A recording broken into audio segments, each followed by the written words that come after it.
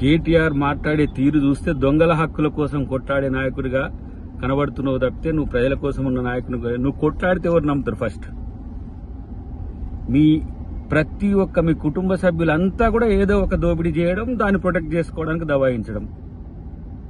ఇలా నేను ఒక మాట అంటున్నా, ఏసీబీ నువ్వు ఉన్నప్పుడు కూడా ఉన్నది కదా, ఏసీబీకి రూల్స్ నువ్వు ఫ్రేమ్ చేస్తావా?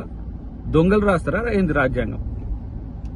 అనుముల రేవంత్ రెడ్డి రాజ్యాంగాన్ని, బాబాసాహెబ్ రాజ్యాంగాన్ని అమలు పరుస్తాడు, గుర్తుపెట్టుకో.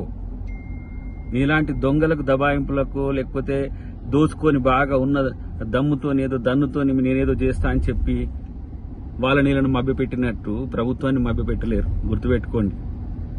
ఇలా ప్రజల సొమ్ములు తిన్నోడు డెఫినెట్ గా అరెస్ట్ కావాల్సిందే, జైలు కూడా తినాల్సిందే.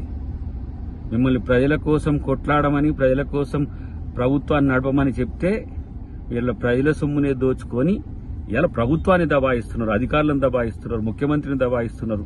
మీ దబాయింపులు దేనికి? మిమ్మల్ని రక్షించుకోవడానికి. మీ వల్ల ఒక్కరికి లాభం లేదు. ఇవాళ ప్రభుత్వం వస్తే మీ నలుగురు బాగుపడ్డారు. ఇప్పుడు కొట్లాడేది మీరు నలుగురే తప్పితే ఇంకొకరు లేరు మీ పక్షాన. ఎవరో ఒకళ్ళిద్దరు ఆలీలను పెట్టుకుని ప్రెస్ మీట్లు పెడుతుంటారు అంతే తప్పితే మీ కొరకు జనం ఆలోచిస్తలే, జనంలో మీరు లేరు, జనం మిమ్మల్ని పట్టించుకోవట్లేరు అనే విషయాన్ని ఆలోచిస్తే మంచిదని చెప్పి హితవు.